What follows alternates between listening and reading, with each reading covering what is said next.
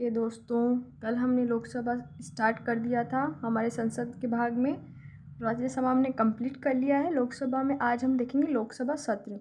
लोकसभा सत्र को हम 4 भागों में बांट सकते हैं: बजट सत्र, मानसून सत्र, शीतकालीन सत्र और पंगु सत्र। बजट सत्र फरवरी टू मई यानी फरवरी से मई तक चलता है। मानसून सत्र जुलाई से अगस्त तक चलता है। शीतकालीन सत्र नवंबर से दिसंबर तक चलता है। पंगु सत्र में कम डक सेशन इसे कहते हैं। इसमें क्या होता है, जो पुरानी लोकसभा होती है या नई लोकसभा होती है उनके बीच का जो सत्र होता है उसे पंगु सत्र कहते हैं। जैसे नई कोई लोकसभा भी चुनी गई है और अभी वो भी उन्होंने सबने अपनी जो पद की शपथ नहीं ली है, उससे पहले पुरानी लोकसभा ही कार्यरत रहती है, तो उस बीच के सत्र को क्या कहते हैं, पंगु सत्र।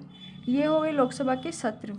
अब है आर्टिकल 85 यानी अनुच्छेद 85 में क्या लिखा हुआ है, राष्ट्रपति सत्र को बुलाते हैं, यानी कि इनवाइट कौन करता है, राष्ट्रपति। समय व स्थान भी कौन तय करता है, राष्ट्रपति। 2 सत्रों के बीच 6 माह से अधिक का समय नहीं होना चाहिए, ये ऐसा इस अनुच्छेद में प्रावधान है। लोकसभा में होता है एक तो स्थगन, सत्रावसान, विघटन। स्थगन यानी एडजर्नमेंट, सत्रावसान यानी प्रोरोगेशन और विघटन यानी डिसोल्यूशन। स्थगन के लिए बैठक समाप्त कर दी जाती है। लोकसभा अध्यक्ष सिनेडाई जिसे कहा जाता है, बैठक को अगली तिथि की घोषणा किए बगैर अनिश्चित समय के लिए समाप्त कर सकता है। तो ये हो गया स्थगन। स्थगन कौन करता है, लोकसभा अध्यक्ष। सत्रावसान कब किया जाता है, जब सत्र समाप्ति की ओर होता है तो राष्ट्रपति के द्वारा सत्रावसान किया जाता है। विघटन में सदन अगर समाप्त हो चुका है, और ये विघटन किसके द्वारा किया जाता है, राष्ट्रपति के द्वारा।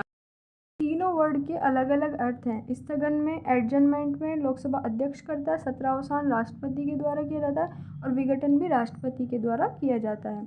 अब अनुच्छेद 107 में क्या लिखा हुआ है लोकसभा के संदर्भ में, इसमें लिखा हुआ है कि लंबित विधेयकों पर सत्रावसान व विघटन का प्रभाव, जैसे सत्रावसान पर तो इसका कोई प्रभाव नहीं पड़ता लंबित विधेयकों पर, और अगर विघटन हो जाता है तो राज्यसभा में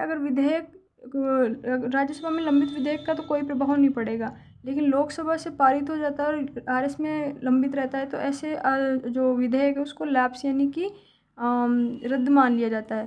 और राज्यसभा से पारित किंतु लोकसभा में लंबित रहता है तो समाप्त। यानी कि क्या बोलना चाह रही हूँ मैं, कि सत्रावसान होते हैं। अगर कोई विधेयक बन रहा है, कोई विधेयक जैसे कोई कानून अभी बनाया है लोकसभा ने सभा में बैठ के, अगर सत्रावसान हो जाता है तो उसमें तो उस पर विधेयक पे कोई प्रभाव नहीं पड़ेगा। नया जो उस विधेयक को सिक्योर रख लिया जाता है। लेकिन अगर विघटन होता है लोकसभा का, तो राज्यसभा में अगर विघटन की स्थिति में जैसे राज्यसभा में कोई लंबित विधेयक है तो कोई प्रभाव नहीं पड़ेगा, और अगर लोकसभा में पारित हो गया लेकिन राज्यसभा में अभी पारित नहीं हुआ है तो ऐसे विधेयक को लैप्स मान लिया जाता है, लंबित मान लिया जाता है, और नेक्स्ट जब राज्यसभा जब घोषित बनती है उसके लिए वो विधेयक रख दिया जाता है। अब जैसे राज्यसभा से तो पारित हो गया, लेकिन लोकसभा में अगर वो पारित नहीं हुआ तो फिर ऐसे विधेयक को समाप्त ही कर दिया जाता है, क्योंकि लोकसभा है जनता का प्रतिनिधित्व वाला सदन, और अगर उसमें कोई विधेयक पास नहीं हो रहा है तो मतलब जनता असहमत है उससे, तो ऐसे विधेयक को समाप्त कर दिया जाता है। इस बात को हमें ध्यान रखना है, क्वेश्चन पुट हो जाते हैं यहाँ से सीधे सीधे कथन बन के। लंबित विधेयकों पर प्रभाव देखते हैं। अनुच्छेद 160 में सत्रावसान का लंबित रहना, विधेयकों पर इसका कोई प्रभाव नहीं पड़ता। लोकसभा के विघटन हो जाने पर राज्यसभा में लंबित रह जाता है कई विधेयक, तो भी इस पर कोई प्रभाव नहीं पड़ता। जिसे लोकसभा में पेश नहीं किया गया है उस पर कोई प्रभाव नहीं पड़ेगा। यानी कि जैसे पहले राज्यसभा में पेश कर दिया लेकिन लोकसभा में अभी तक पेश नहीं हुआ, तो ऐसे में उस पर कोई प्रभाव नहीं पड़ेगा विधेयक पर।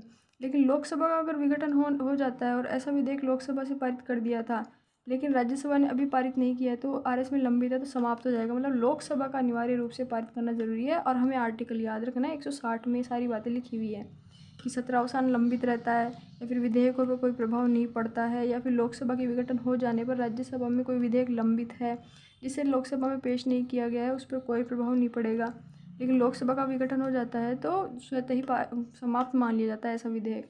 लोकसभा के विघटन पर लोकसभा में लंबित विधेयक समाप्त हो जाते हैं।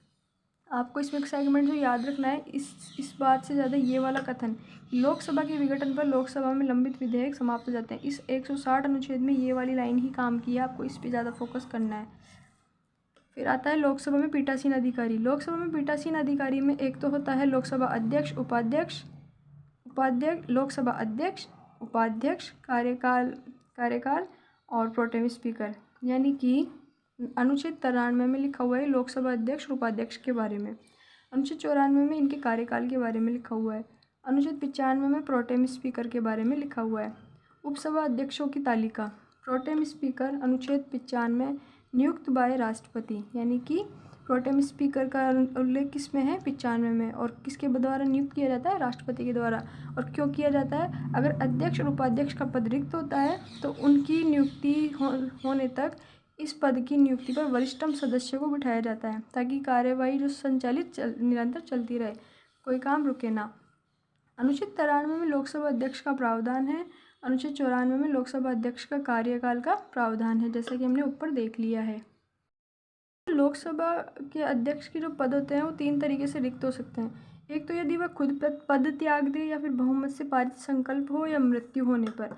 नोट: लोकसभा अध्यक्ष को हटाने का संकल्प विचाराधीन होता है तो लोकसभा अध्यक्ष को बोलने व कार्रवाई में भाग लेने का अधिकार होता है, लेकिन सदन के संचालन का और निर्णायक मत देने का अधिकार समाप्त हो जाता है। लोकसभा अध्यक्ष की स्वतंत्रता व निष्पक्षता में भारतीय संविधान में निम्नलिखित प्रावधान है। लोकसभा अध्यक्ष को भारत में पूर्ववत क्रम में राष्ट्रपति, उपराष्ट्रपति और पीएम से नीचे, किंतु कैबिनेट मंत्रियों से ऊपर और भारत के मुख्य न्यायमूर्ति के साथ इस पद को माना गया है। वेतन और भत्ते संचित निधि पर भारित होने से संसद की स्वीकृति आवश्यक नहीं होती है।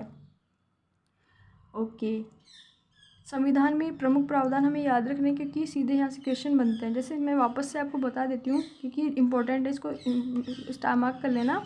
लोकसभा अध्यक्ष की स्वतंत्रता, निष्पक्षता में भारतीय संविधान के निम्नलिखित प्रावधान है कि अध्यक्ष के बारे में संविधान क्या क्या कहता है। लोकसभा अध्यक्ष को भारत में पूर्ववर्ती क्रम में राष्ट्रपति, उपराष्ट्रपति, पीएम से नीचे, किंतु कैबिनेट मंत्रियों से ऊपर, यानी कि बीच में माना गया उनके, भारत के मुख्य न्यायमूर्ति के साथ। वेतन और भत्ते संचित निधि पर भारित होते हैं, इसलिए संसद की स्वीकृति आवश्यक नहीं होती। लोकसभा अध्यक्ष के आचरण पर मूल प्रस्ताव के बिना चर्चा नहीं हो सकती, यानी कि आक्षेप नहीं लगा सकते, आपको पुख्ता सबूत देने होंगे। अनुच्छेद 100 के तहत निर्णायक मतदान अध्यक्ष तभी करते हैं जब मत समान हो। राजनीतिक रूप से तटस्थ होने की परंपराएं भी अध्यक्ष को स्वतंत्र व निष्पक्ष बनाती है। अब देख लेते हैं लोकसभा अध्यक्ष की शक्तियाँ। व्यवस्था संबंधी शक्तियाँ, निरीक्षण व भर्त्सना संबंधी शक्तियाँ, प्रशासनिक शक्तियाँ और विधायी शक्तियाँ। अभी इनका थोड़ा डिटेल भी देख लेते हैं। ये देखिए लोकसभा अध्यक्ष की शक्तियाँ: व्यवस्था संबंधी, निरीक्षण भर्त्सना संबंधी, प्रशासनिक संबंधी और विधायी संबंधी। व्यवस्था में देखो गणपूर्ति कोरम 1/3 गणपूर्ति कोरम लिया जाता है, और ये किस में है? अनुच्छेद 103 में। इसमें बैठक की गणपूर्ति और निर्णायक मत का प्रयोग करने के लिए इसका उपयोग किया जाता है। अगर सदन में अगर गणपूर्ति में बराबर कोरम नहीं आता है या फिर निर्णायक मत नहीं होता, तो ऐसे में गणपूर्ति कोरम 1/3 सदस्यों की अनुमति से किए जाते हैं।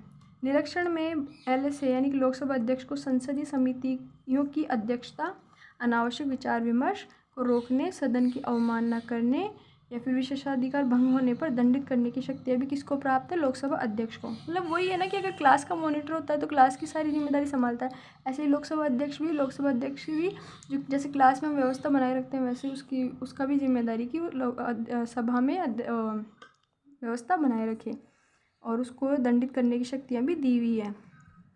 प्रशासनिक शक्तियाँ: लोकसभा अध्यक्ष का लोकसभा सचिवालय पर प्रशासनिक नियंत्रण होता है। प्रेस दीर्घा और दृश्यिक दीर्घा दोनों को नियंत्रित करता है।